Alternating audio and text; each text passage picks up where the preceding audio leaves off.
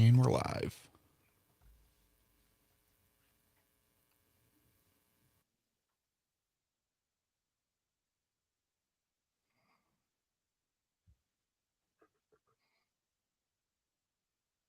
Warning, you are about to listen to the greatest radio show ever. And due to contractual obligations and to shield our airwaves and corporate licensees from any semblance of liability, responsibility, and gullibility, we must tell you the views represented on this show are not necessarily those of this station or its management.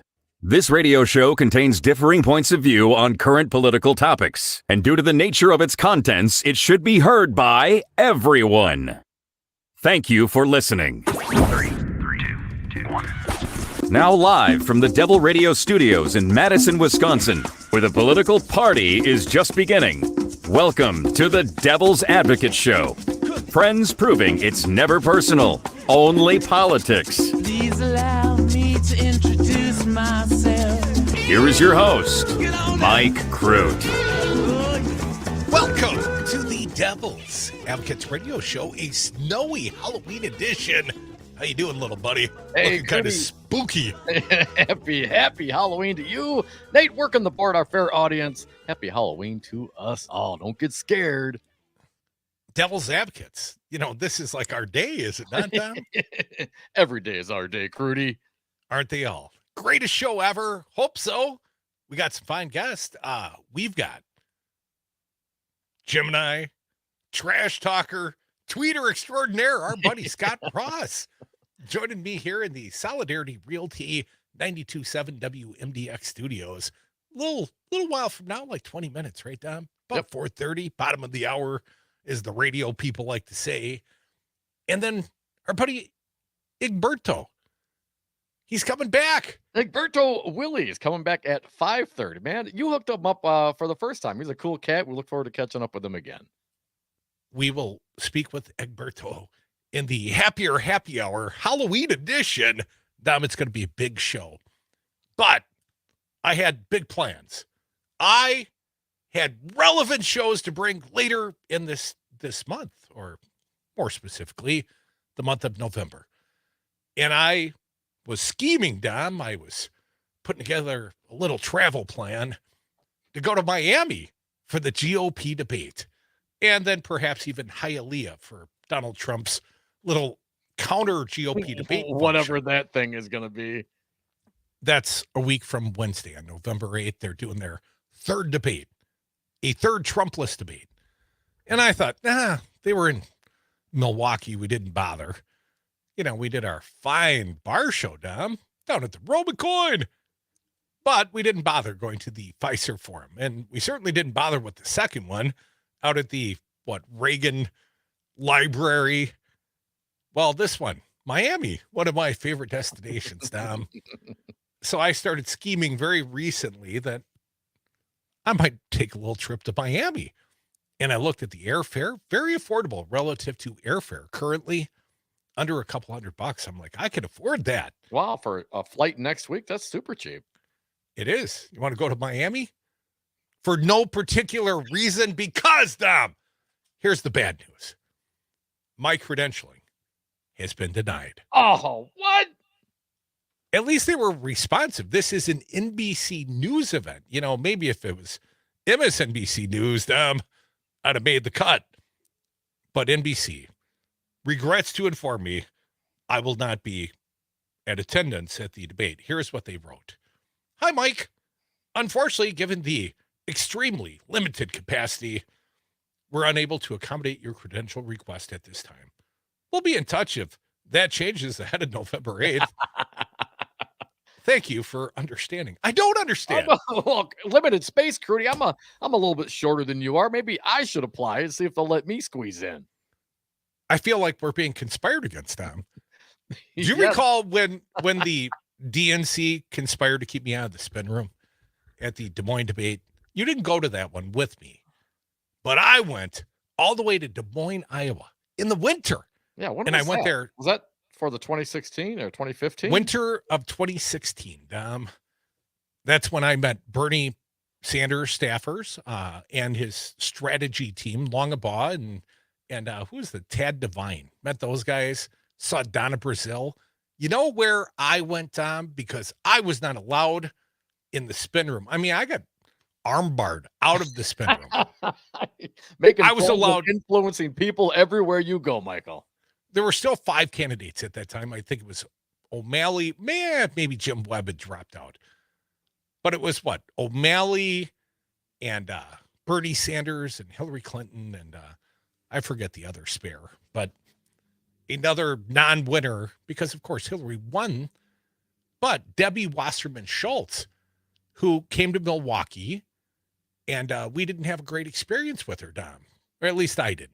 In the middle of me asking her questions about the allocation of delegates between the Clinton campaign and the Bernie Sanders campaign, mid-interview, Debbie Wasserman Schultz turned and walked away. Why? What were you asking about?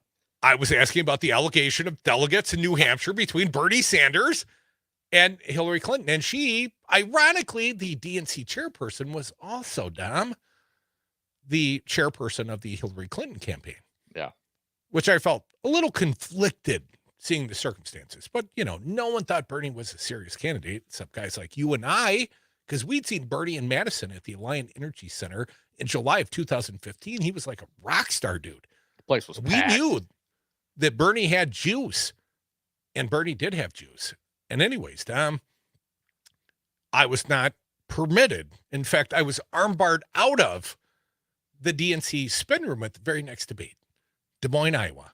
I got to hang out in the big room, the media area. Got to hang out. Roy Wood Jr., guy from Comedy Central, got to meet him. And if you recall, that was, I believe, around, I forget what shooting, but there was a, like many times in American history, there was a shooting around that time. And, oh, no, that was Charlie Hebdo, Paris, that happened at the same literal time as this presidential Democratic debate, which I was not allowed to attend, not from the spin room, because apparently they had very limited capacity down. Very limited capacity for Michael. But I felt at that time I was being conspired against. Maybe it was the armbar from the junior DNC staffer, like, we know who you are, get out. But now it's like history repeating itself all over again. I feel like Yogi Berra over here, Dom. I cannot gain entrance, despite being the greatest radio show co-host ever. Don't they know who we are? We're kind of a big deal. Don't you know? So I will not be in Miami, at least not for a GOP debate. Well, hell, man, maybe it's just go down, find the hotel bar, throw the credit card down and start talking to people. That is exactly what I did at the Marriott in Des Moines, played third base, dropped the corporate card, and stayed all night and made good friends with Bernie Sanders, strategic team, etc. But anyways, Dom, I won't be going to Miami with or without you. Without credentials, I'm not getting on a plane. I'm not hauling the gear. I'm not making that trip. So that's a little sad to report. And there's always sad news to report from the senior senator of the great state of Wisconsin. Ron's been conspired against as well, Dom. What? Hell, What? The American people have, lots of people have. And Ron's going to tell you about it. Now, let's start. Which series of Ron sound are we starting? I think the Maria Bartiromo interview where he's talking about the conspiracy of the COVID vaccine. Crudy, let's start with that one. Nate, you did all the hard work last minute. We do appreciate it. Let's do cut number 1. Let's hear it. I mean, it's just extraordinary to me that the government was working with social media to amplify lies and suppress truth and has been doing so repeatedly. Why couldn't the American people know that, there were other alternatives to treat COVID? Why can't the American people know that there were side effects with the vaccine? I mean, ivermectin, hydroxychloroquine. I mean, hell, maybe Trump, the former president, was even suggesting perhaps a little bleach, or sunlight in the skin somehow, some way. I thought he talked about sticking a light bulb up your he had bottom. Yeah. But Rojo, he has a thought on this topic. Remember, this is the senior senator from the great state of Wisconsin. We apologize. World cut number 2. This is all pre-planned What? by an elite group of people. That's what I'm talking about. Who? Event 201 that occurred in late 2019, prior to the rest of us knowing about this pandemic. Again, this is very concerning in terms of what has happened, what is happening, what continues to be planned for our loss of freedom. Again, it needs to be exposed, but unfortunately, there are very few people, even in Congress, that are willing to take a look at this. They all push the vaccine. They don't want to, be made aware of the fact that the vaccines might have caused injuries, might have caused death. So many people just simply don't want to admit they were wrong, and they're going to do everything they can to make sure that they're not proven wrong. Can you How demonstrate about a follow-up any question? Maria Bartiromo, right? You're a journalist. This is pre-planned. Well, when was it planned? by whom? Who By are the these group of elites? people. Yeah, These you gotta conspiring name- elites we hear about. It's the they, it's the them, Crute. It's the conspiracy. It's Ron Johnson. Hell, what was it? Romney. Ron, is there a conspiracy theory you don't believe in? Let's hear Ron part 2, cut number 3, please, Nate. We're up against a very powerful group of people here, Maria. But fortunately, you say, what can we do? Well, we do have reporters like yourself, like John Solomon, other people that have the courage to report the truth against the mainstream media and against the narrative. But that's the only way this is going to be solved, is we need the truth to be exposed. We need more Americans to listen to the truth, to be exposed to the truth, to pull their heads out of the sand, quite honestly, open up their eyes and understand what is happening in this country. We are going down a very dangerous path, but it's a path that is being laid out and planned by an elite group of people. Who are the people?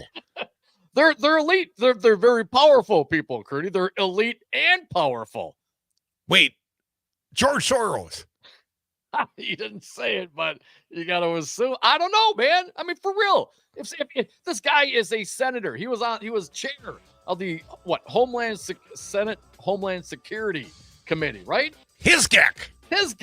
He was the chair of this, man. He had subpoena power. Who are you talking about?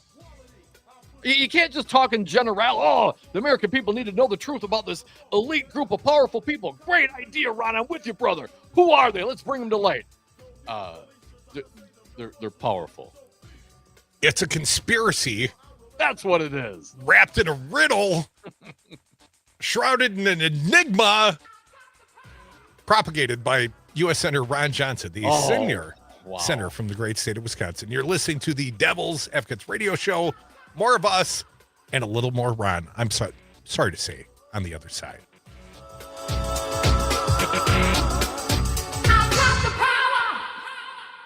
We're up against a very powerful group of people here.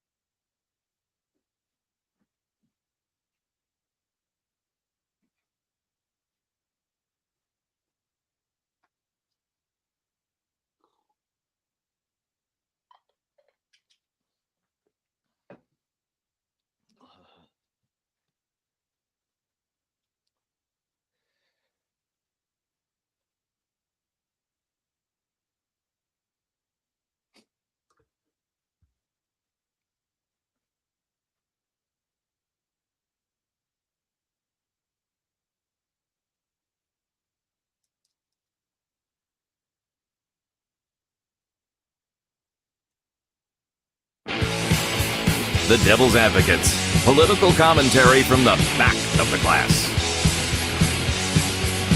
And we are back from the 420 break. Thank you for listening to the Devil's Advocates radio show. You can always join us on the phones at 844-967-2789. Make sure you stick around this entire show. Got lots of great guests coming up. Scot Ross, Firebrand Gemini, friend of the Devil's Advocates, coming down at 4:30. Dominic, do you think that Maria Bartiromo and the aforementioned John Solomon, did they get credentialed for the spin room in Miami? Great question, Crudy. I bet We're Well, up some against a very people- powerful group of people here. Yeah. Hey, I got it. Journalism 101. Never took a journalism class, Crudy. I'm going to shoot from the hip here. Who are these very powerful people, Senator? And how did you come by their names? Wouldn't it be whom? To whom? Whom? To Who are you whom? talking about, man? I don't know. Who the hell you're talking about? Senator Johnson. I mean, I let's get to it, man. If the whole world, the whole United States, everyone's activated right now. Oh my God. We're being manipulated by a group of elites, very powerful people. Ron Johnson said so. Let's go get them. Right? Let's go tar and feather those elitists. Who are they? Who are they? Ron? Who are you talking about, Ron? I mean, for real. Clearly, the Devil's Advocates radio show he meant. You know, we were out in D.C. last week, and I didn't bother calling upon our former friend, Ron Johnson. Used to be a friend of the show. Then the whole January 6th thing sort of parted ways with the senior senator from Wisconsin. Quit inviting him coming around. But Dom, my wife had an appointment at the senator's office last week. She was there doing some advocacy work. And after she met with the staff, she said, you know, my husband would like to pass a message to the senator, or I'd like to do so on his behalf. Sort of a shout out of sorts. And the guy is like very skeptical, right? Yeah. And she says, well, they kind of have a love-hate relationship. And then he took interest. And then he took copious notes, Dom. So sometime last week, probably on Thursday, Ron got a little handwritten note from the staff. Mike Crute says hi.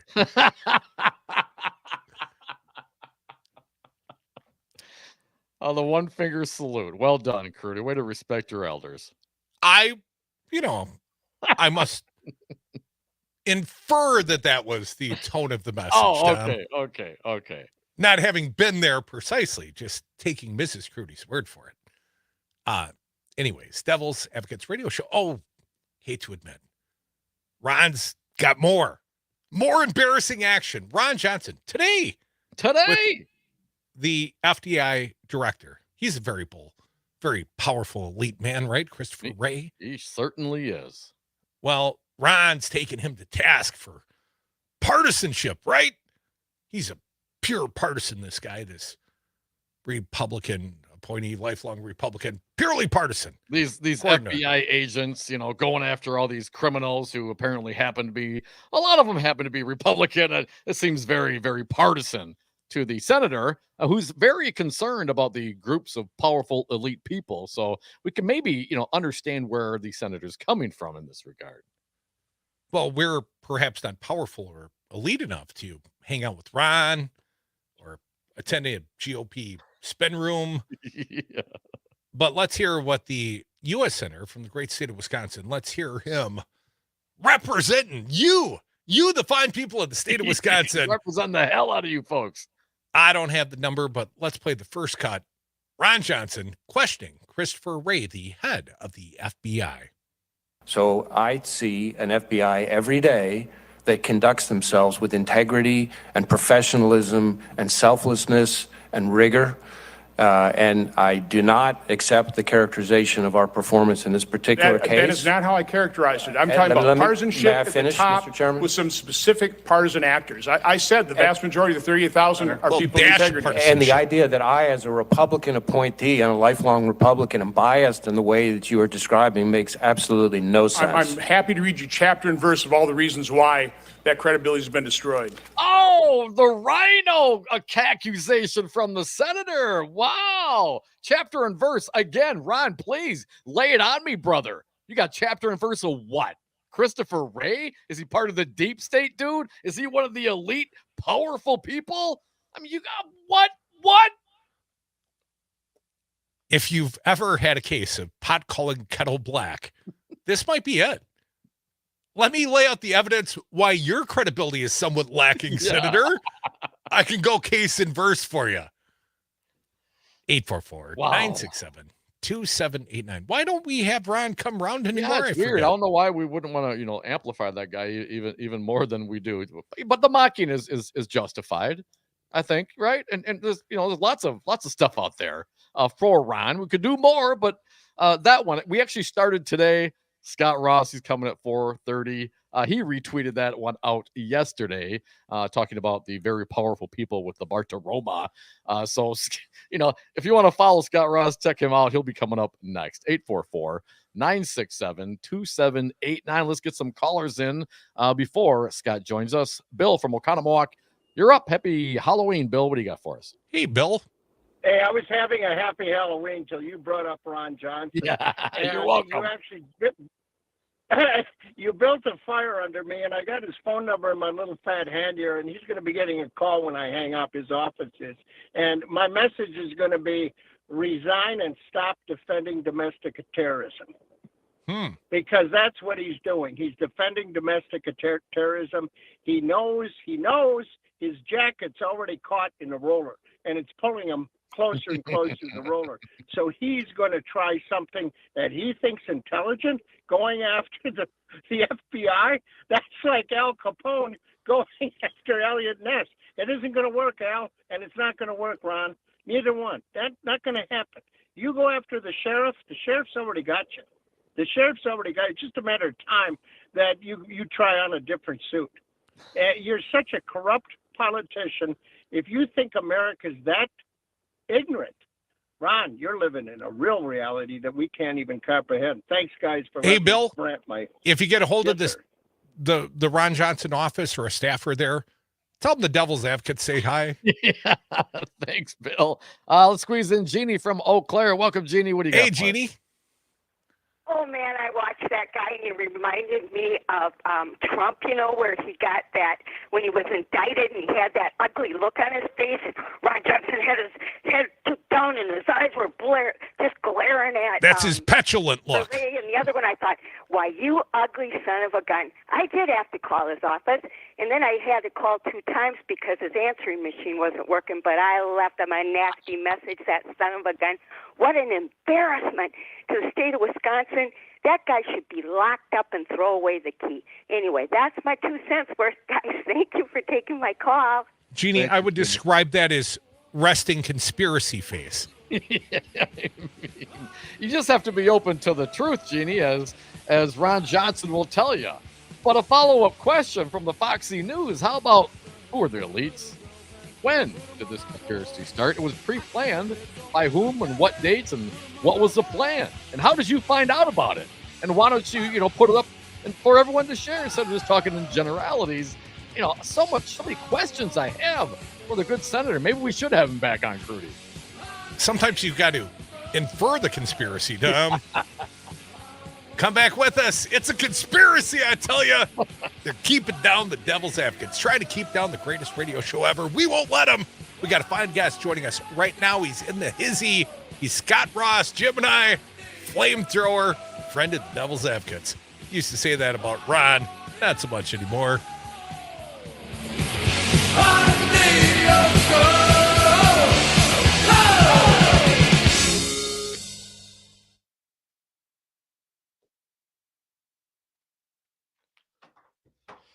I want just gone.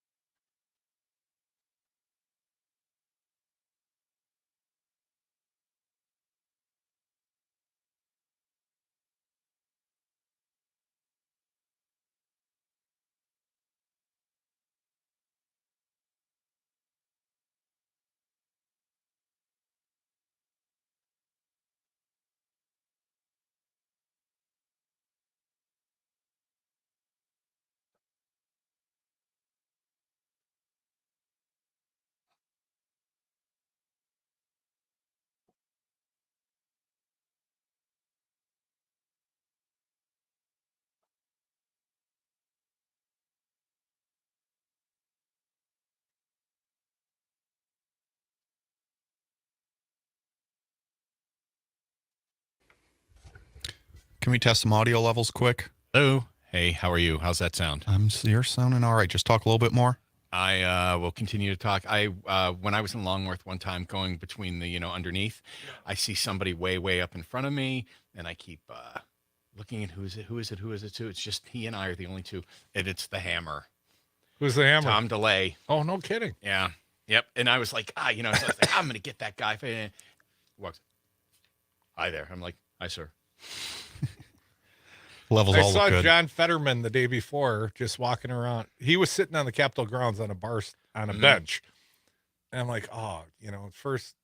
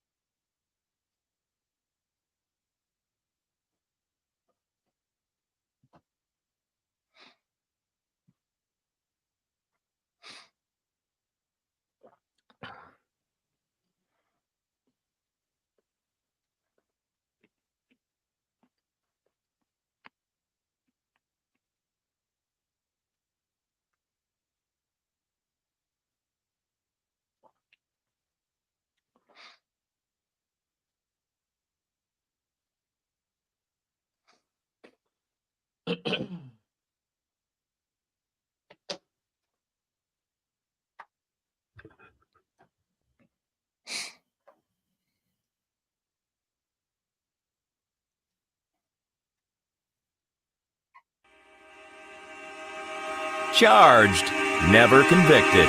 The Devil's Advocates.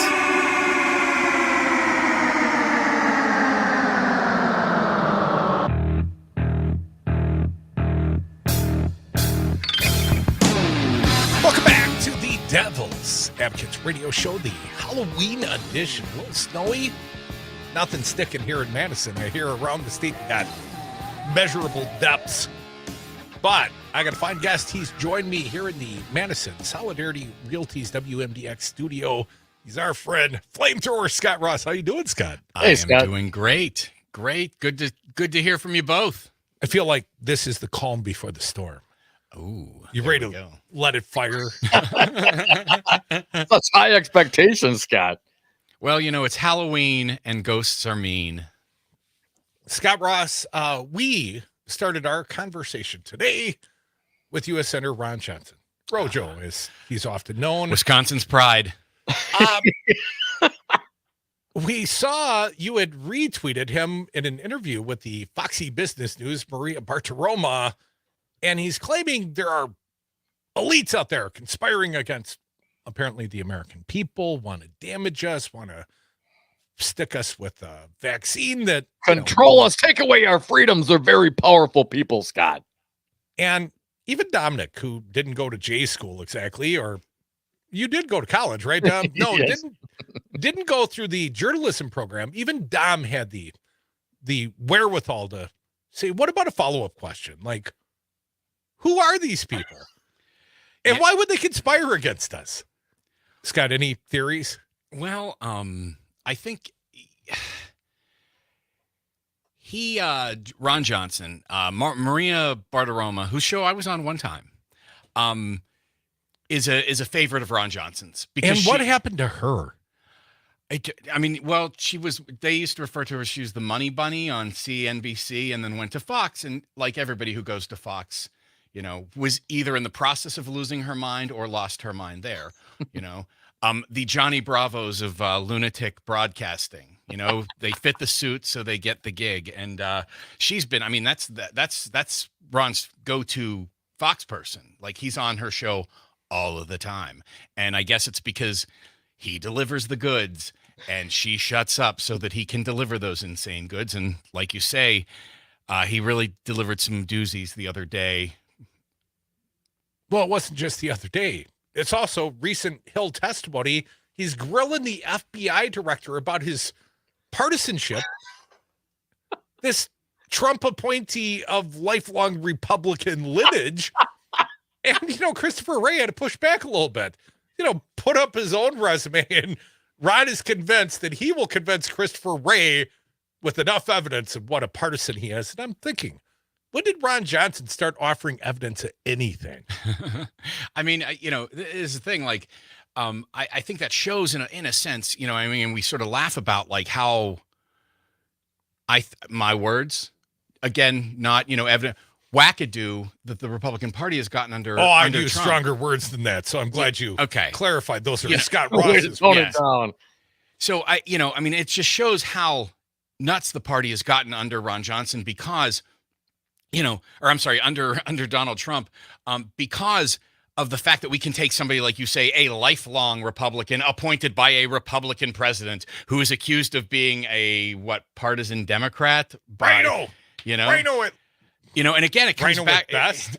It comes back to this thing of like Ron Johnson doesn't think enough people died because of COVID. He did his damnedest to try and ensure that people did not take the vaccine, that people did not do safety measures, that people continued to suffer under COVID because he has it in his, tinfoil brain that vaccines are a bad thing.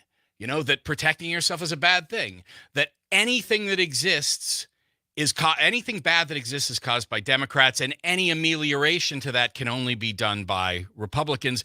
Ironically, since, the whole ball to getting a vaccine happened under Trump as well.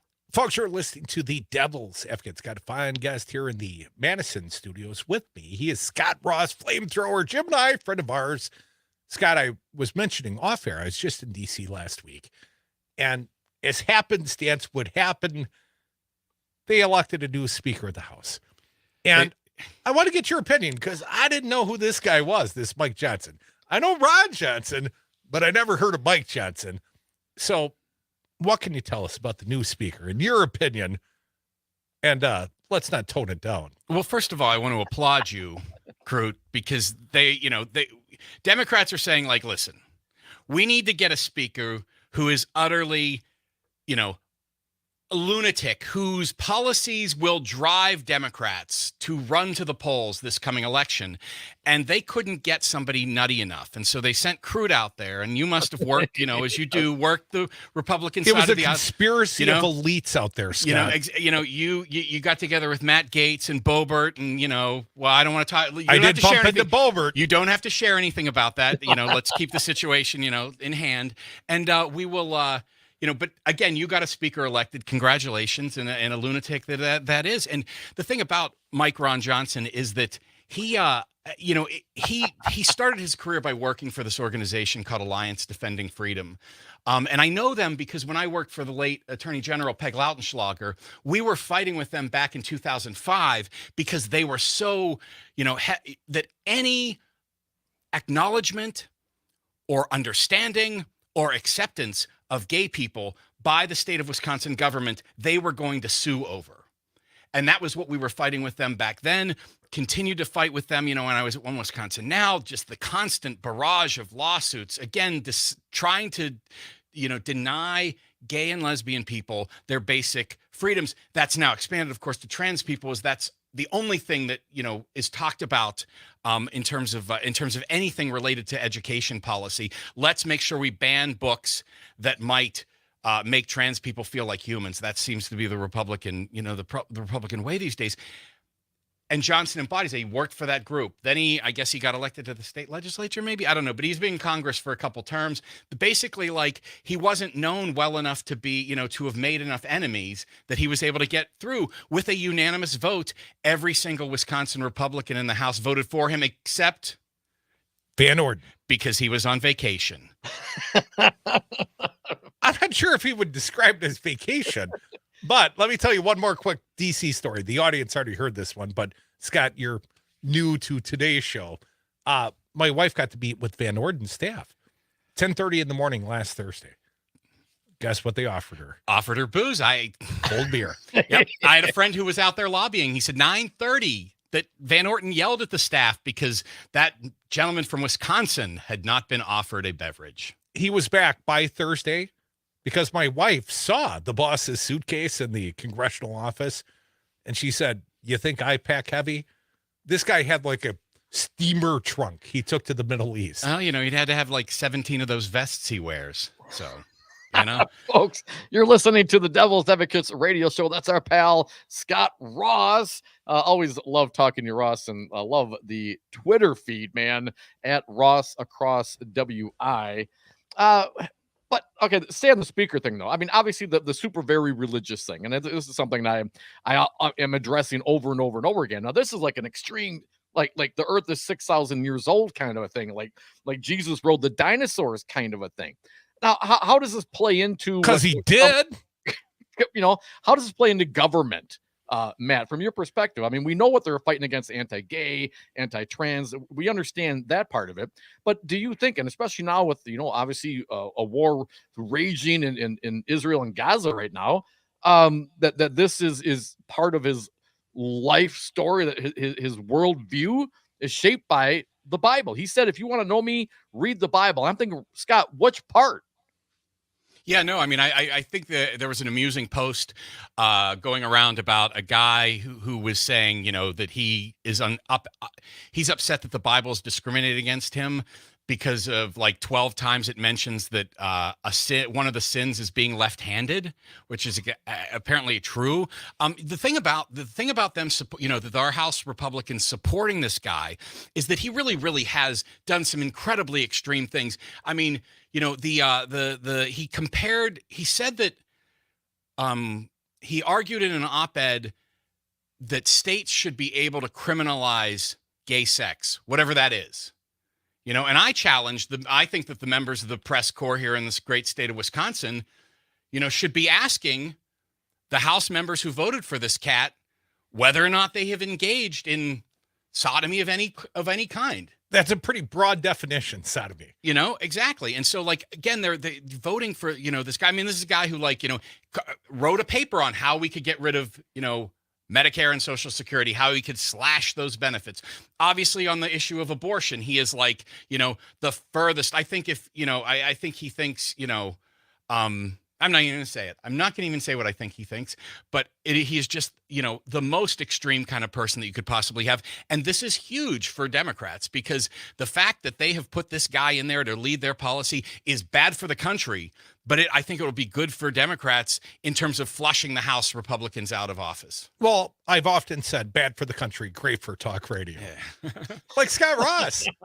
He's our buddy. Yeah. What? Ouch. It's funny. You were talking about your experience out in Capitol Hill. I used to work out there, worked for Ron Kind for a while. And I was coming down on the elevator one time, I was getting on the elevator to go up to his office, and Tucker Carlson got on the, and this is 2003. So I had a four flight elevator ride with Tucker Carlson, and I could have dropped him for a loss, but I did not drop him for a loss because I'm a professional. I'd respect you more if you had, but again, things are just, I think about that because that was just 20 years ago that I worked out there, and it's nuts the way we have allowed normalcy to be so thrown out the door by these folks. I'm still stuck on the fact that you could have given Tucker Carlson a full Rand Paul and chose not to. Well, he's he probably has better lawyers than I have because, he's the Swanson's heir. So bootstraps Tucker. Scott, I like what you're thinking here with regards to the Wisconsin Republicans who voted for this guy. I mean, shouldn't these, be asked all these kinds of uncomfortable quote unquote questions? Because that is what the speaker has talked about. This is what he has espoused. And apparently, like some of the podcasts and the websites are all getting scrubbed and cleaned up right now. Scot Ross, why do you think that would happen? If you were proud about your belief and you want to put it all out there and I stand by this, then why are they scrubbing the websites? Yeah, no, exactly. I mean, they were scrubbing. I see that they scrubbed his wife, Mike Johnson's wife, her theocratical organization, something about. You only say that because you're phlegmatic. Well, be that as it may. They, I'll admit, when I was in college, I matriculated. I'm going to admit that as well. But, she scrubbed her website that basically said, like, sex outside of marriage is an abomination to God or is an offense to God. And these are the people who are running our government right now. They're the only, they are the thing that will prevent us from doing things like protecting ourselves, abroad, who are helping our allies abroad, making sure that we have money in communities to be able to finance things like schools and law enforcement and, this time of year, making sure that streets are cleaned and all that sort of thing. And we're now held hostage. I mean, it's funny that this, this lunatic's resume is funny until you remember that he's, second in line to be the president of the United States. And there's a little bit of a asterisk on his personal resume. He's got a 40-year-old black son. Yeah. That's who's never shown up in anything except this one time he mentioned him. And he couldn't adopt him. Well, he's mentioned him on multiple occasions, like why black people should not receive reparations. Well, let me tell you about my black son, Michael. Mm-hmm. But apparently, in deference to his privacy, he doesn't talk about him. But they did talk about him during the cold open of Saturday Night Live. That's how I figured it out. I missed that. I wonder if they analogized, the Johnson family did, that, their relationship with this young Michael was similar to The Blind Side. And we all know how well that's played out in the public. He's Scot Ross. He's toning it down for the radio, keeping us FCC compliant. Just barely.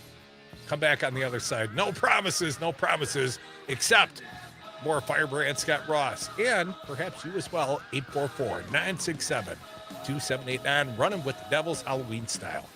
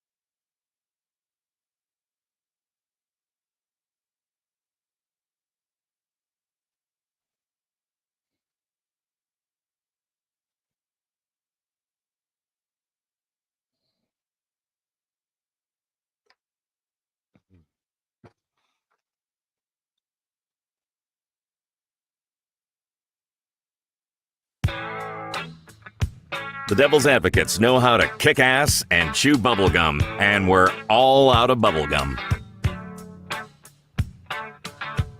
And we are back. Thank you for listening to the Devil's Advocates radio show. If you miss any of this fine program, go to civicmedia.us, click on shows, find the Devil's Advocates. You can listen to podcasts and interviews. I got Scot Ross, our good friend, flamethrower co-host here with me. Dom's all the way over there, but Scott's right here with me in the Madison studios. And Scott, I got to ask you about the tenor of the politics here in the great state of Wisconsin, where you and I and Dom and a lot of folks reside. Well, the promises of the impeachment of Protasewicz, at least they've been delayed. It hasn't happened yet.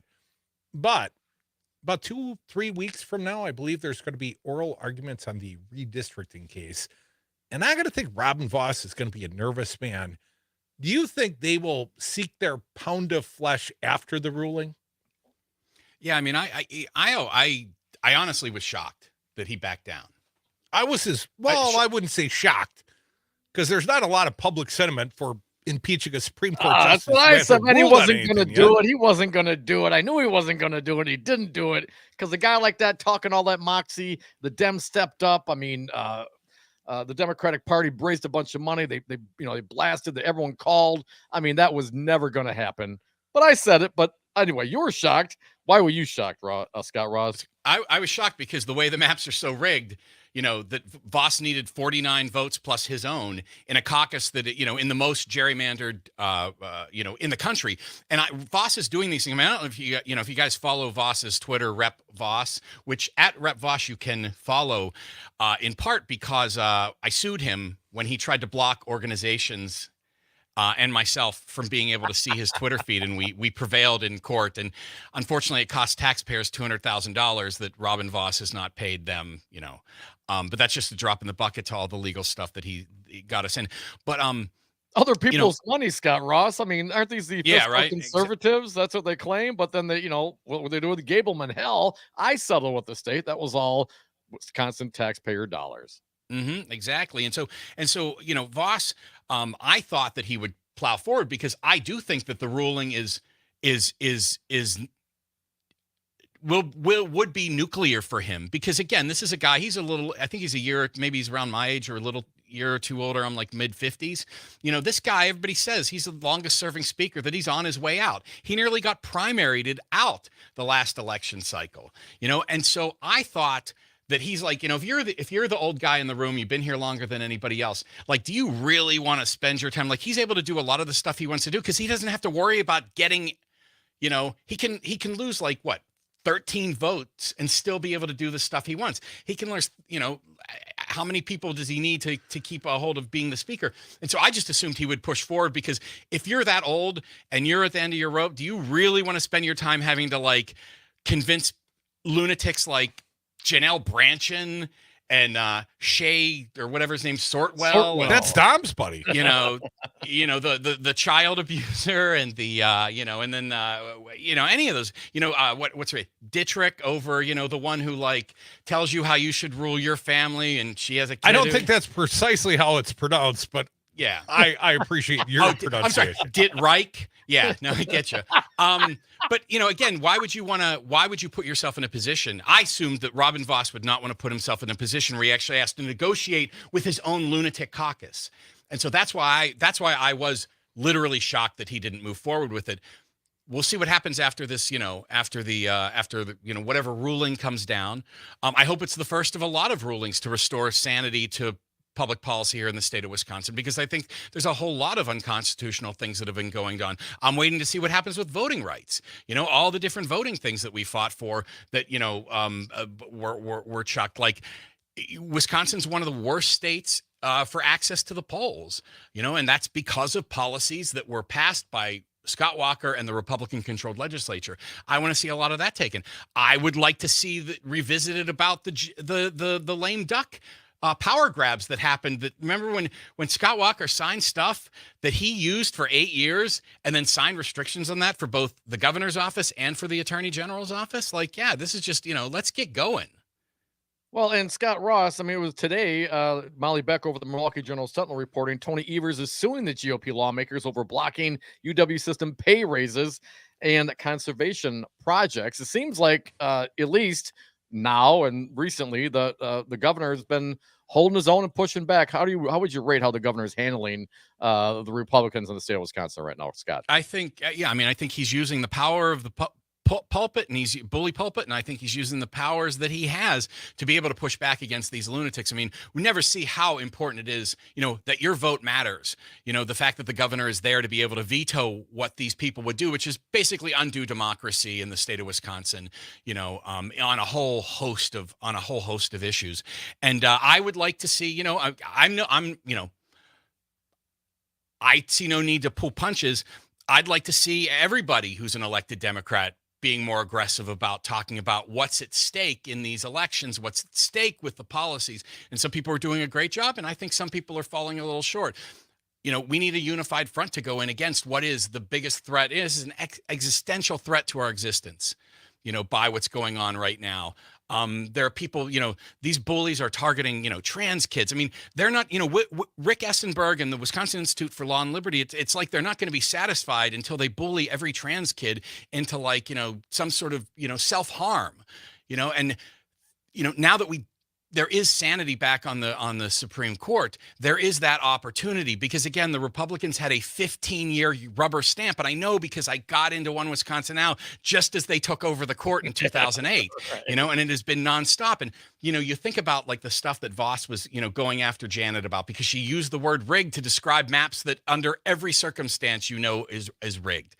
And you know, Annette Ziegler ruled on cases about redistricting that involved, you know, that were brought by her lawyer from when she was exposed for deciding on cases involving her own husband's bank, you know, that were uncovered by One Wisconsin Now back like 15, 16 years ago. And, you know, Annette Ziegler does that. You got Rebecca Bradley on the court who's deciding every single case that comes up with the Wisconsin Institute for Law and Liberty, where Rick Essenberg was her mentor and wrote intervened 3 times to get her 3 appointments to the judiciary. You know, again, whatever the Republicans are complaining about or attacking about, it's an admission over and over and over again. So I guess when we get when Mike Johnson finally gets the boom lowered on him, it's going to be some pretty ugly stuff. Well, Ann Walsh Bradley, the good Bradley, will she run for re-election next year? I believe she will, absolutely.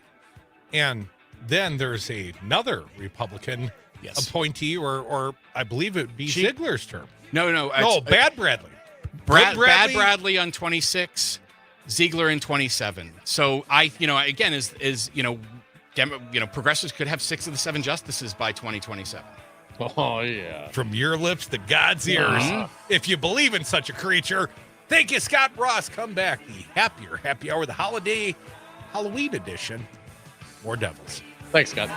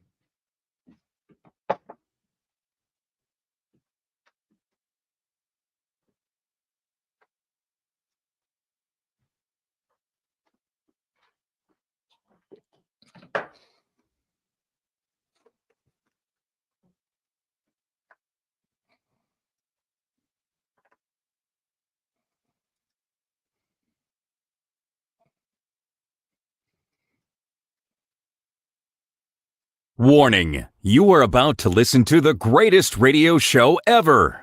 And due to contractual obligations and to shield our airwaves and corporate licensees from any semblance of liability, responsibility, and gullibility, we must tell you the views represented on this show are not necessarily those of this station or its management.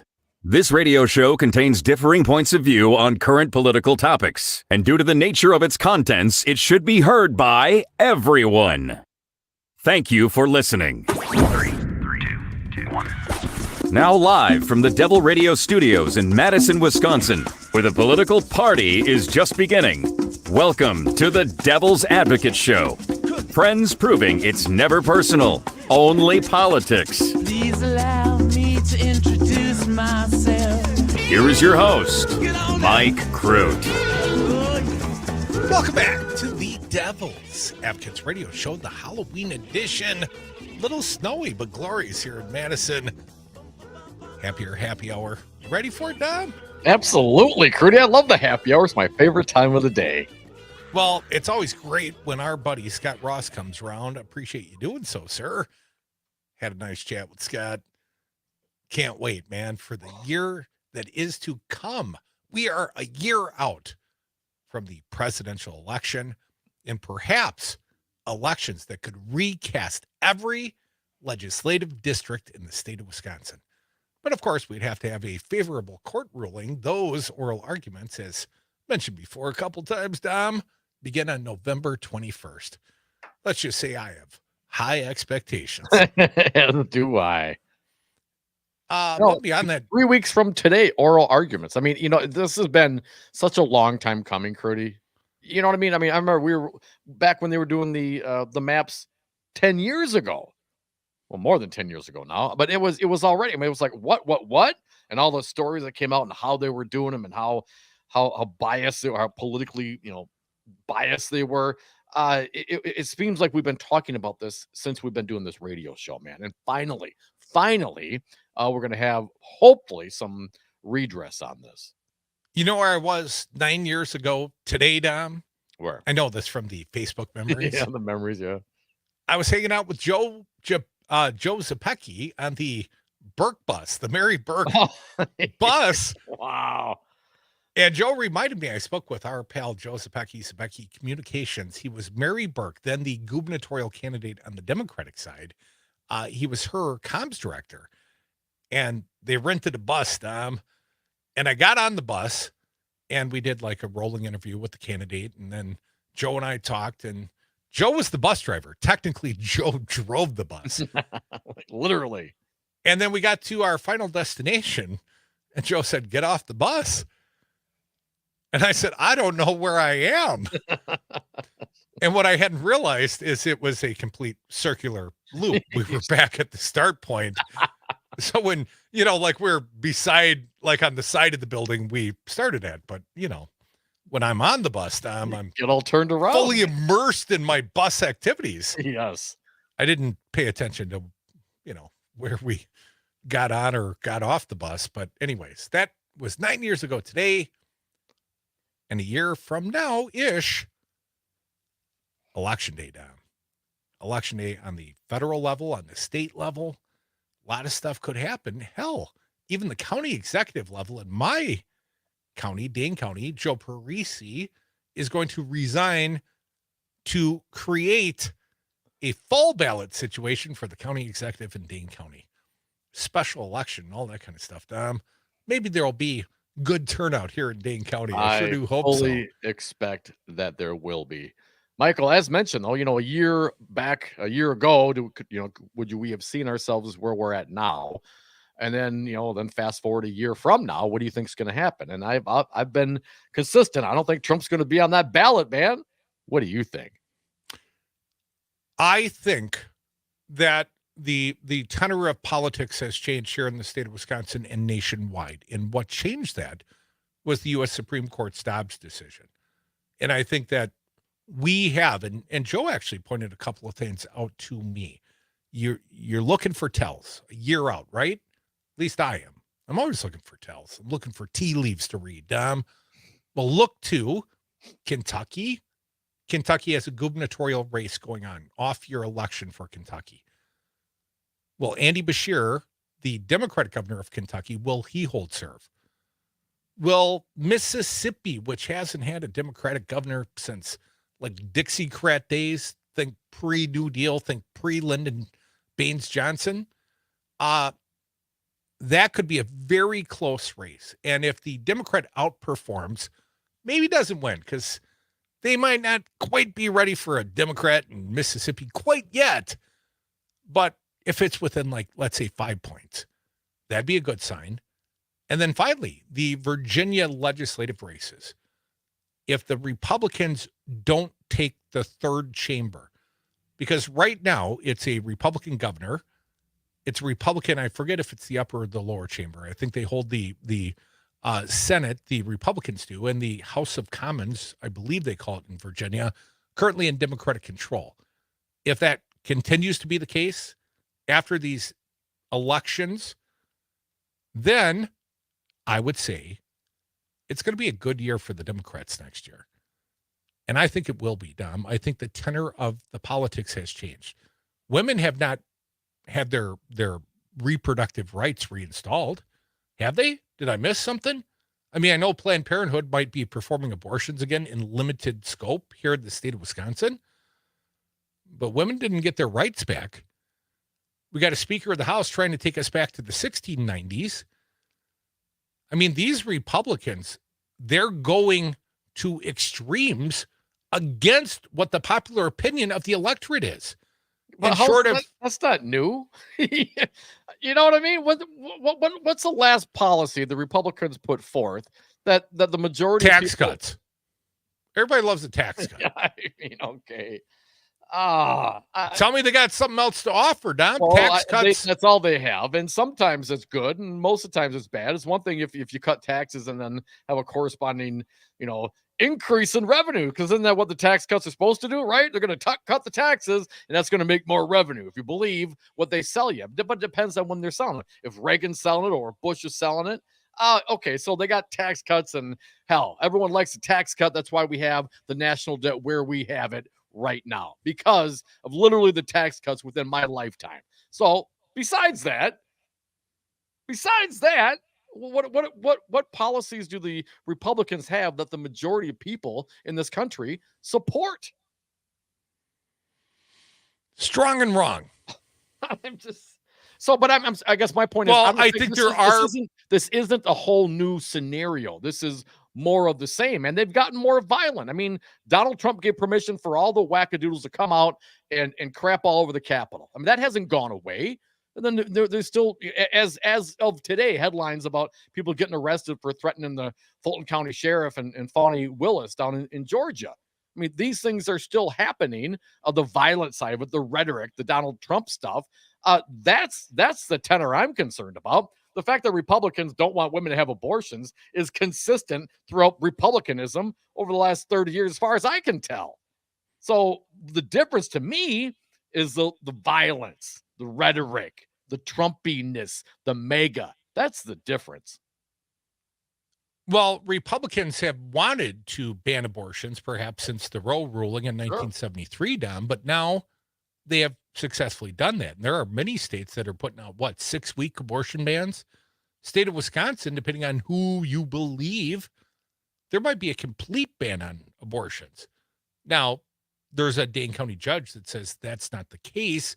The 1849 law currently on the book bans infanticide, effectively killing a child, not aborting a fetus, but that's still to be decided in a court of law, I suspect, Don. And women who have lost 50 years worth of reproductive rights because of the decision of the Supreme Court, I think they're still outraged, Don. I don't think this is going to change. I think we're going to continue to see a blue trend in every elective cycle. I mean, look at the Protasewicz, man. And do I think the battle's won? Hell no. I'm going to be out here every day with you, buddy, fighting this battle, trying to get the truth out there. The battle being the battle for truth and democracy, small d democracy. That's what I care about. I know that's what a lot of our audience cares about, Dom. They can always be a part. 844-967-2789. But I also told our buddy Scot Ross, I'm about as confident as I've been about what the electoral outcome will be. Barring a meteorite crashing down on the White House and taking out, Biden and Kamala. No, now we have President Mike Johnson. Great. I mean, crazier things have happened. Seemingly, it's since 2016, Dom. There hasn't been a shortage of unbelievably crazy things to have in the political cycles. But I think this is a predictable outcome. And I think at this point, a year out, if the Democrats do their part and they call out what is going on in D.C., what is going on amongst the Republicans here in the state of Wisconsin, the people don't want this. And I think the people will be reactive at the ballot box, Dom. And if Donald Trump is indeed, and I know you don't think he will be, but if he is indeed the presidential nominee of the Republican Party, he turns them out like nobody else. Both sides. You could have something in excess of 85 million votes for Joe Biden this time around. You Heard it here first. 844-967-2789. Crudy, haven't heard if you said you think he'll be on the ballot or not, but I'll just let that go. Mark from the SAC, you're up. What do you got for us? Hey, Mark. Yeah, thanks for the information today, guys. And I plan on leaving a message in Ron Johnson's office and lighten up their ears. Their ears are going to be burning by the time they get done listening to my message, because the absolute idiocy of this man is that does he think the elimination of smallpox and the other, the world-altering diseases that we had that now have been basically eliminated in this world, does he think the vaccines for that are a bad thing? I mean, the man is a jackass. I mean, and the fact that Marie Bartoloma didn't challenge him on that, ask that question means that she is just as idiotic as she is. I mean, these people, all they manage to draw a breath, it's good as an automatic thing, because they'd forget to do that if their body didn't require it. Thank you for the call, Mark. Yes, Ron Johnson, Wisconsin's own senator, very concerned about the pre-planned pandemic and the taking away of our rights by a group of very powerful elites. Yeah, I still don't understand how Lou Dobbs lost his job. Maria Bartiromo still has one on the Foxy News, despite the fact she was in the center of the Smartmatic and Dominion software. The defamation suits, the $876 million settlement. I think that's got to sting. Even the very deep-pocketed Rupert Murdoch. Come back, more devils. We're up against a very powerful group of people here.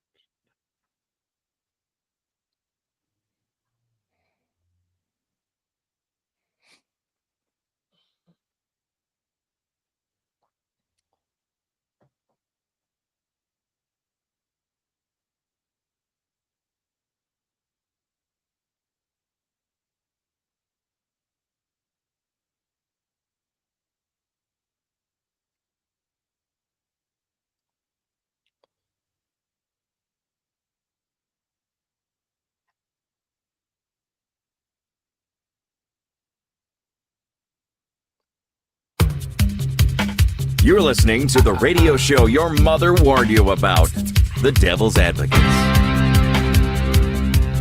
And we're back. Thank you for listening to the Devil's Advocates radio show. You can always join us on the lines, 844-967-2789. Stick around. Egberto Willies, the host of Politics Done Right. He's going to join us at 5:30. Dominic, you mentioned the fact the violence scares you. I didn't say it scares me. I'm just notifying and addressing the violence. Well, I don't mean to put words in your mouth. I know nothing scares you except for spiders. Arachnophobia. Dominic, it's chilling. Trump thinks he's not responsible for supporter violence, according to legal experts. Here is the one I quote. Former senior prosecutor at the Justice Department and former FBI General Counsel Andrew Weissman pointed to Donald Trump's appeal of a gag order in the 2020 election case, and he called it chilling, Dom. The gag order is under appeal, and Judge Tanya Chutkin has paused it while deciding whether or not it would be fully paused pending appeal. In a filing last week, special counsel Jack Smith explained that pausing the gag order is a dangerous move, as he already went on a rant against his former chief of staff, Mark Meadows. It comes at a time when Meadows was reportedly given immunity in the same case.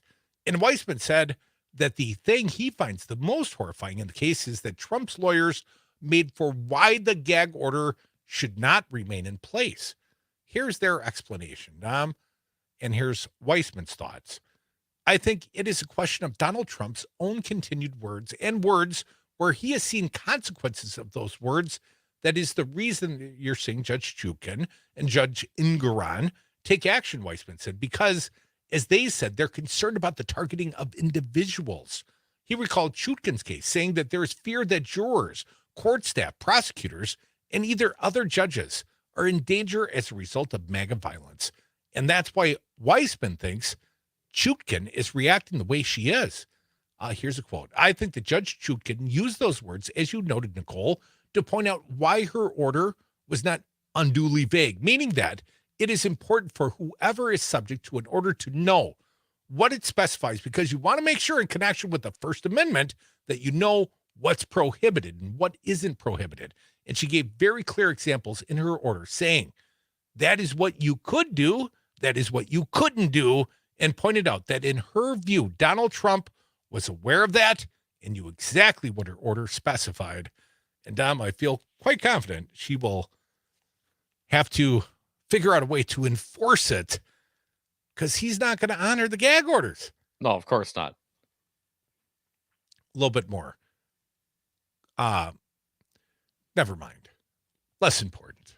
All right, 844-967-2789. Diane Anderson from Racine. Welcome, Diane. What do you got for us? Hi. Hey, thanks so much, guys, for continuing to be political junkies like my husband, Bob, and I are. We've got to get people out there who are not the political junkies like the group of us to start paying more attention to what's going on in their lives with this election of Johnson as Speaker of the House. Diane, how do we do that? I mean, obviously we talk about it. We're in on it. We're dialed in. We do this for fun. Hell, some of us even get paid a little bit to do it, Diane. But how do you get people who aren't normally, engaged to engage? I don't know. One thing is you just have to make them know how their whole life is going to be affected if we can't get a functional Congress going. I also wanted to tell you guys that I did add something to my site as promised at the end of last week regarding a woman's right to choose. Yes. They need to look at what the American College of Obstetrics and Gynecology says about a woman's right to choose and how it affects healthcare professionals. Absolutely, Diane. Hey, people want to find out more because you're running, right? You're running for the first congressional district. Right. Here in the state of Wisconsin. Diane, appreciate the call. If people want to find out about your campaign, how would they do so? They should go to AndersonWI1ST.com. AndersonWisconsinFirst.com. Right on. We appreciate it. Thank you, Diane. Pleasure to meet you. Pleasure to talk with you as well. 844-967-2789. Dick from Madison, you're up. Welcome, Dick. What do you got for us? Well, to this Michael Johnson, how everybody's trying to figure out, who his alter ego is. Like, is he, I last week thought of Eddie Haskell, but that's old school. I finally figured out who he is. I think he's Michael J. Fox when he was playing Michael Keaton or that role. I mean, he grows up in this family that's real left-leaning. The father works for public television and all this. I don't know his background other than I've read about his dad, being a firefighter. So he's the Alex P. Keaton of House Speakers? Family Ties? Yes. I mean, look at him. But doesn't he look more like McFly, like the dad in Back to the Future? McFly, right? If you put glasses on McFly, doesn't he look more like Johnson? But yes, but I'm just saying, I don't buy into this thing about Superman and Clark Kent. I mean, think about it. He's kind of a little guy, puts on the glasses, kind of geeky. I see him as Michael J. Fox playing that part all day long. Sorry about that, Dick. I mean, maybe, I guess here's the thing. He's second in line for the presidency, man. Alternate. Let me throw this one out there. Alternate.org. Why did Mike Johnson scrub 69 podcasts from his website? Speaker Johnson, who House Republicans unanimously voted for last week, has scrubbed his personal website, apparently deleting all 69 podcasts he and his wife Kelly began recording last year. Johnson's business website, Onward Christian Counseling, has also been scrubbed. HuffPost reports she runs a counseling business that advocates the belief that homosexuality is comparative to bestiality and incest, according to its opening documents. Attempts to access both the websites now result in an error message, although those web addresses can have been archived. We talked a little bit about this. I mean, I don't remember what was it, Family Ties? I just don't remember the bestiality and those kind of comments from that show and incest. But this is not uncommon. We've heard Republicans talk in these terms and in these frames before. Now, here's my question: if it's truly a belief, if you think that your Lord came to you and in your interpretation of the Bible says that gay sex and homosexuality is compared to a bestiality and incest, then why would you scrub it? Why would you back off of it? You know what I'm saying? Was Jesus talking to you then, or is he telling you to scrub it? Because here's the deal, man. It's opportunism. That's what I think it is. I mean, look at how much money is in religion, for crying out loud. Who's the big guy nowadays? All the Ferraris. I don't even know the names anymore, man. I used to watch this guy back in the day. Joel Osteen. Osteen, right. Oh, man, I used to watch some of these old guys, and they were just terrible. The guy would just sit there and smoke a cigar and yell at the people on the television to give them money. That's all he did. He'd throw some hardcore fire and brimstone in there, and they'd stop and say, here's the number, give me money. Opportunism, baby. Now, whether they believe it or not, I can't tell you, but I don't believe it. Folks, you're listening to the Devil's Advocates Radio Show. We've got a fine guest joining us next. We welcome back Egberto Willies. Egberto, my bad. More Devil's Advocates on the other side. Family Ties, Dom. I see you more as a, Mickey Mouse Club guy. More Devils. We'll be back.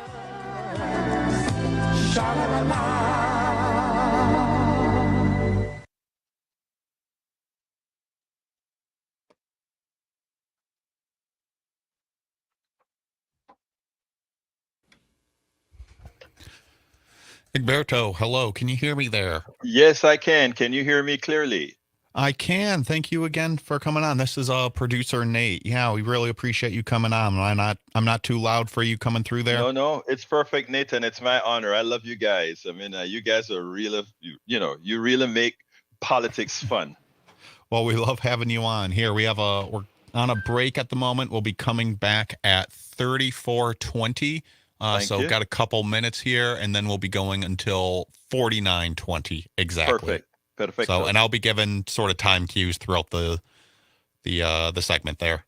Excellent, my brother.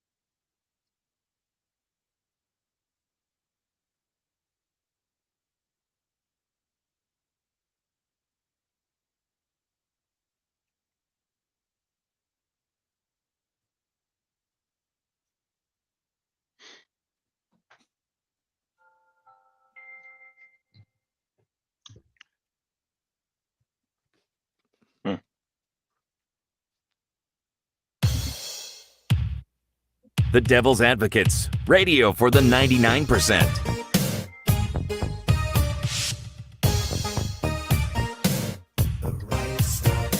Welcome back to the Devil's Advocates radio show, rolling through the happy hour, the Halloween edition. And we've been joined live via StreamYard by our friend Egberto Willies from Politics Done Right. Egberto, welcome back, man. Hey, Egberto. Man, it's my pleasure to be with the stars of Madison, Wisconsin. Are you kidding me? You didn't know it was going to be dance-off bro time. No, I didn't. I didn't know, but I kind of like it, you know? Hey.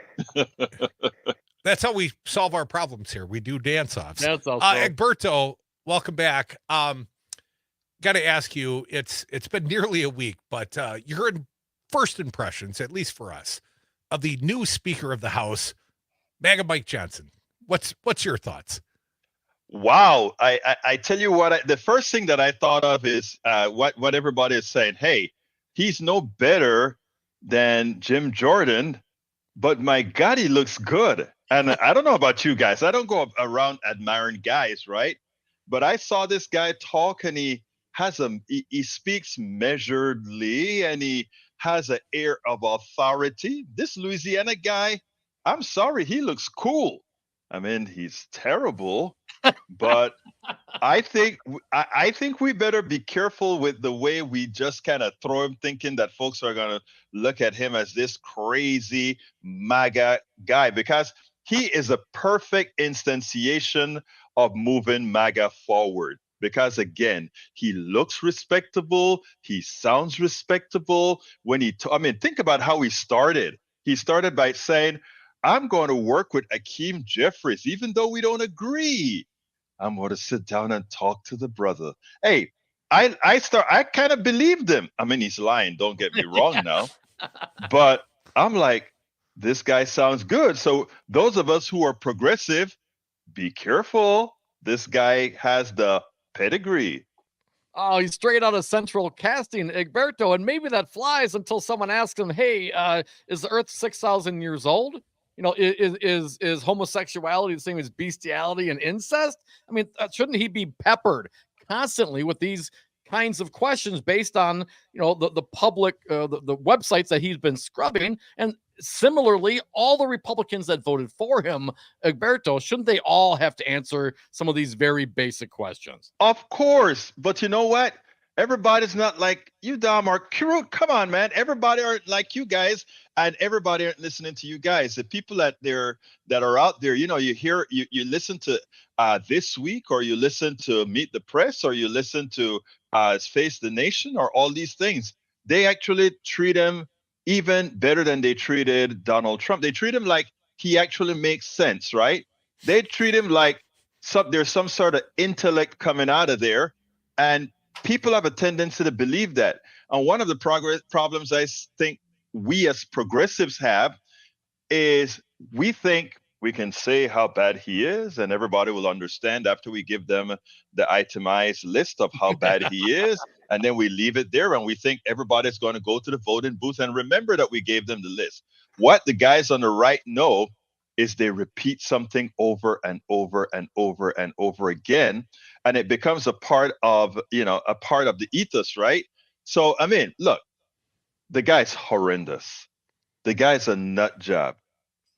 But it's going to take you, me, everybody else hitting him day in, day out, reminding folks and getting, you know, I do a lot of these blog posts and clips or whatever. I don't have the pertinent clips of him yet, but we have to throw those clips out on TikTok and Instagram and all of those things. We have a lot of work to do because, you know, they're ahead on the job. Egberto Willies from Politics Done Right, our fine guest. Egberto, the chaos that preceded the election of the new speaker, and he might look like Alex P. Keaton in glasses, but you know, perhaps a dangerous character, as you point out. But do you think the American people were aware of the chaos that preceded this? And if they don't come up with a funding mechanism, the government's going to shut down in a couple of weeks. Do you think the American people will notice that, sir? No, I hate to say it. Look, let me tell you, man. We elected Trump, man. I know he didn't win with a majority, but I saw an interview with a guy. This was a guy. He looks decent. He's measured, and they interviewed him on MSNBC. I think it was actually on NBC, and they asked him if he will vote for Trump again, and he said, if somebody else come up, I would, but yes, I would vote for Trump because Trump, while he misbehaves, I mean, he did a lot of good things, and they were working under him. And I sat down, and my eyes, if it could have gotten any bigger, it would have gotten bigger, right? I'm sitting down here and saying, who the hell is informing you about what the guy did? I mean, if you look at what occurred today in the Senate when they drilled Mayorkas, you had Josh Hawley really drilling Mayorkas of having this anti-Semitic person on the job as if it were the fault of Mayorkas, right? But guess what? Guess who hired him? The Trump administration. I mean, her. And you sit down there and you're like, these guys are great. Look, we have a lot. All I keep saying, and this is what I tell our audience all of the times, your audience, my audience, all the time. We have a lot of work to do because we think people think like us and they don't. Folks are listening to the Devil's Advocates radio show. That's Egberto Willies. He's the host of Politics Done Right. He's coming to us from Texas, right? Egberto, I just heard. Ouch, Texas. The AG Paxton, April 15th, he goes on trial. Isn't that tax day? What's going on down in Texas, man? Hey, let me tell you something here in Texas. We have likeliest the most homicidal legislature in the country. We are a state that has the worst health care, and we have a criminal attorney. Look, we have the attorney general that's a criminal. He's a thief. He's a thug. We have a governor that is an extortionist. We have that he's trying to extort $10,000 for each of his people right now. I mean, he has a session going on he called a special session. And you know what he said he's going to do? I'm going to hold you guys here, and I'm not going to give teachers raises unless you give me these vouchers that I want to give my friends, $10,000 per student, so that they can decide to go to whatever school they want to go to. To which we're saying, oh my God, what? He's given an investment mechanism to rich people, and nobody's talking about it. And the media is sitting down looking at it as if he's doing something positive. That's why I talk about we got a lot of work to do, because it's amazing how these people work. Egberto, we've seen the choice school movement here in the state of Wisconsin for over 25 years. We now reroute over $1 billion per year, primarily for children going to private church school education, 80% of which were already on the rolls of the schools before they received the voucher at the taxpayer expense. We're effectively funding two school systems here in the state of Wisconsin. And not to be outdone, the Speaker of the Assembly here in the state of Wisconsin has refused to pay raises to half the state employees, the entire University of Wisconsin system, unless they eliminate diversity, equality, and DEI from their budgets. Nobody gets a raise unless we get rid of inclusion. I find it amazing because that is not only in Wisconsin. This is all over. We had to do it in the state of Texas, the University of Texas, Austin, the most progressive school in the state and likely the country, had to do that as well. It's amazing that they're all playing from the same playbook, and they use extortion to get what they want to get. And even though most people don't think like them, going back to what Dom said, you have to think about this, right? If people are going to tolerate these things now, what else are they going to tolerate? They just don't get it. So, I mean, what we try to do is we try to make it sort of existential for people, right? I've been learning that these guys scare folks into doing things, and we don't quite know how to do that. We kind of like telling the truth perfectly and not scaring folks into doing what's right for them. I think we're going to have to change the modus operandi, because you're absolutely right about that. In Texas, we're not getting, the teachers are not going to get a raise until that occurs. Folks, you're listening to the Devil's Advocates Radio Show. Your failure to do so will lead to your imminent death. I like that. Yes. Does that strike you? Is that fatalistic enough? It's actually, but you know what? It's the best thing about it. People will believe you. They'll believe They should. You. Yeah, exactly. So, I mean, if you go out there, and we have to start telling folks we are existential too, and enumerate it. I mean, come on. Right now, Texas is killing people. We don't accept the Medicare expansion to the Medicaid expansion to the Affordable Care Act. And guess what? We are the state with the most people uninsured, both by number and by percentage. But we don't take it. We leave billions on the table every year. I mean, it's listening to us is really existential, my brothers. You know, I hate to compare states, man, because we don't have Medicaid expansion either. I had no idea how similar Texas and Wisconsin really is, Egberto. I saw in a ProPublica piece just the other day, Wisconsin and North Carolina, the two least small d Democratic states in the nation. I would have thought Texas would have been in there somewhere. No, man. But let me tell you, we are really a progressive state if the progressives were voting, right? And so, I mean, we got a lot to do with that. Now, Wisconsin, look, I'm still very proud of Wisconsin, really. You know, I've been to Madison. By the way, I love Madison. But Wisconsin, at least you guys fight to get your redistricting correct, and you guys fight to get, come on, one of your senators is a Democrat, you know, your governor's a Democrat. I mean, come on, man. Right. We can't even get that done here, even though that's who we are. Hey, let's not compare Ted Cruz and Ron Johnson. We might swap Ron for Ted, but it would be a tough decision. Oh, but yes. Egberto, I mean, maybe you don't take, the state doesn't take the Medicaid expansion, the Obamacare and all that. And maybe, the teachers aren't getting paid and all that. But hell, I mean, your electrical system is your own, baby. Right? Oh, that's my all God. you. You had to bring that up. Winter's coming up, man. I was wondering, I mean, how are things looking this year, man? The same that it does every year. We're holding on by a prayer, but I got something even more special for you. We decided that we were going to really support SARTA green energy, even though we produce more wind than anybody else and wind turbines, etc. But here's what we did.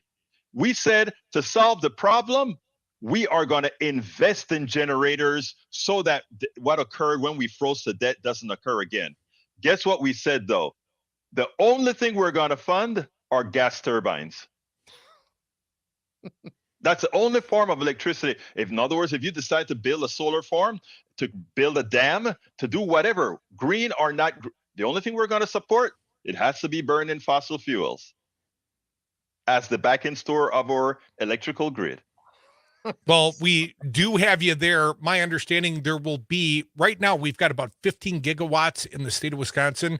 I learned just earlier today, there is an investment in something like 11 gigawatts of renewable solar and 4 gigawatts of battery storage.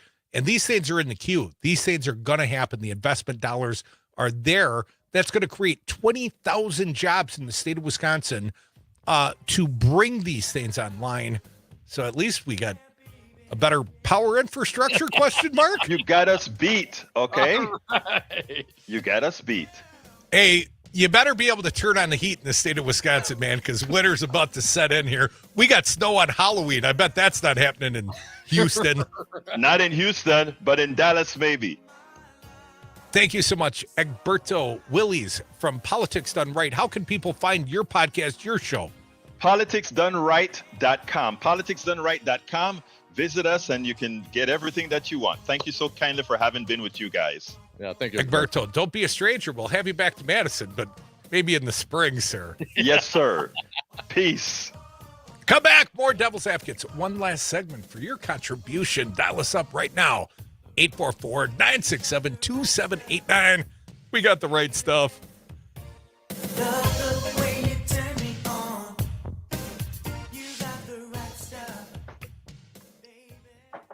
Thanks, dude.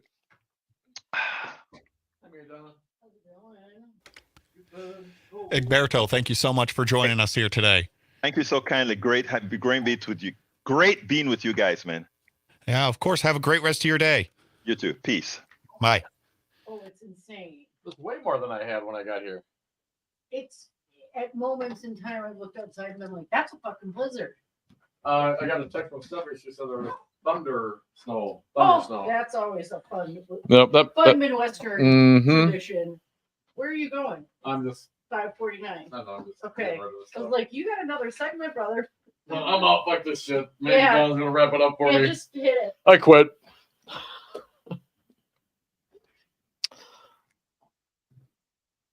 You got the right.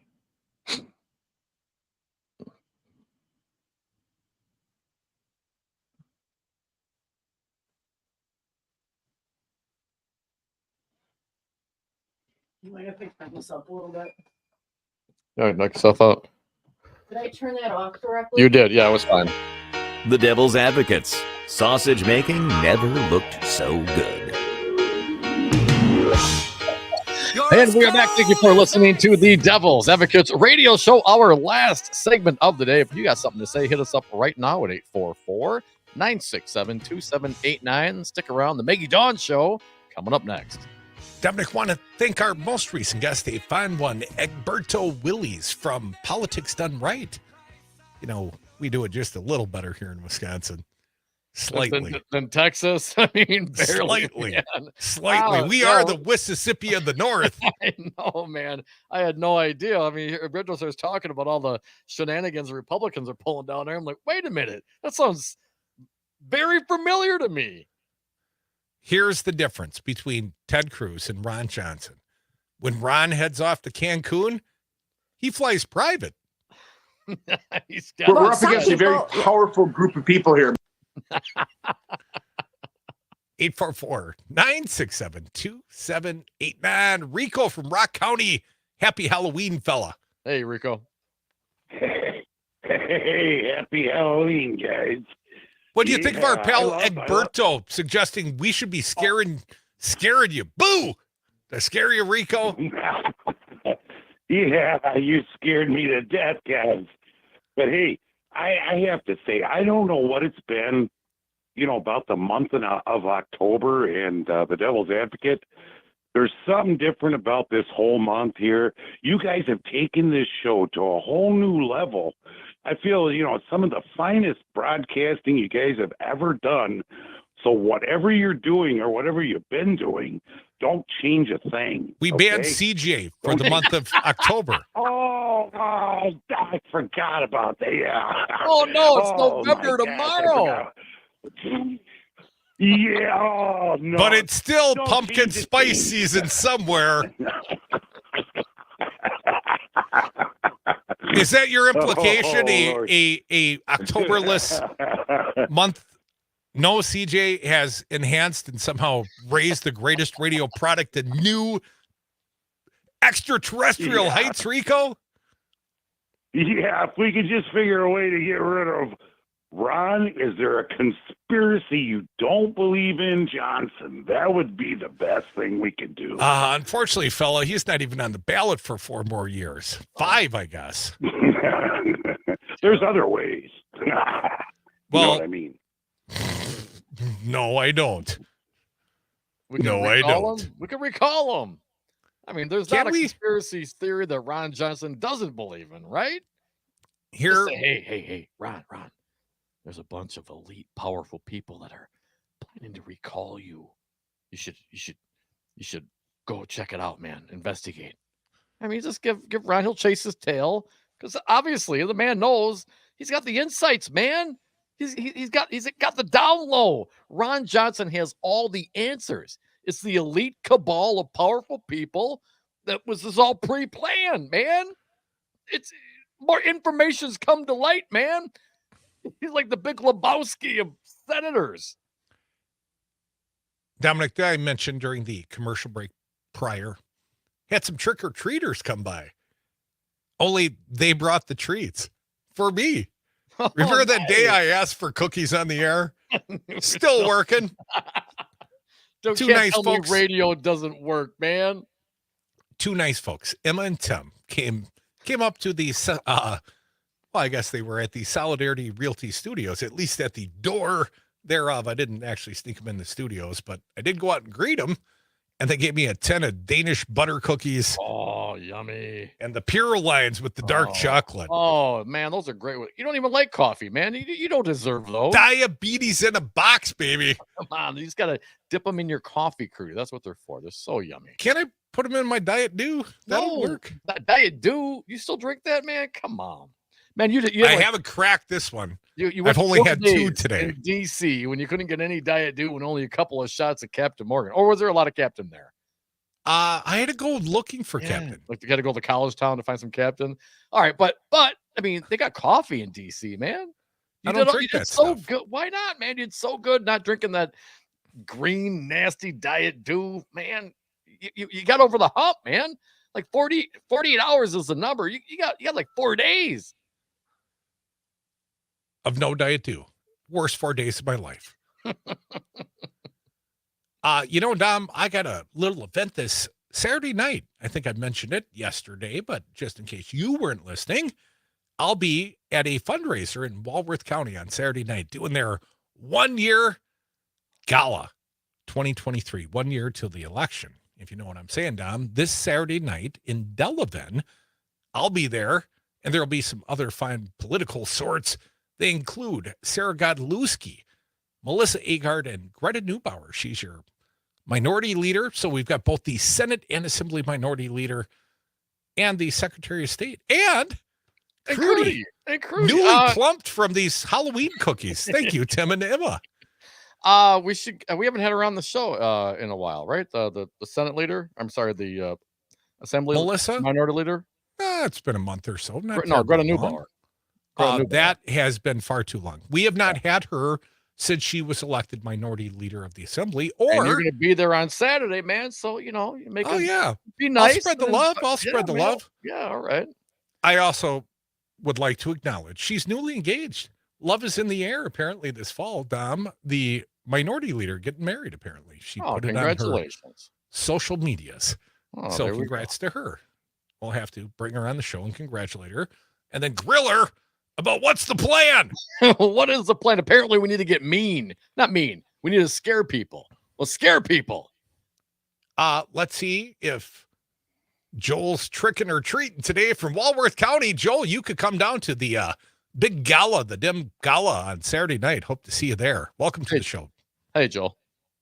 Hey, thanks a lot. Yeah, I didn't know that was going on. I might head down there. I'm from East Troy, and my girlfriend's from Darien, so she may want to check that out too. Well, we're at the resort in Delavan. That used to be Scott Walker territory. Yeah. Hell, Joel, I got to tell you. Yeah, I spent my 30th birthday in Lake Beulah. Oh no, yeah, it's a great area. Joel, we cut you short, man. You got about a minute. What do you got for us? Oh no, I just wanted to say. Speaking of, like your guest was saying, really liked what he was saying. The way, just even with a Warren bumper sticker on now, the way people are treating me on the roads, like, I think the existentialism, the trying to make people a little more scared, at least progressives, I think I think it's fair. I'm worried, man. It's getting pretty dicey out there. It is. Be scared. You have reason to be scared.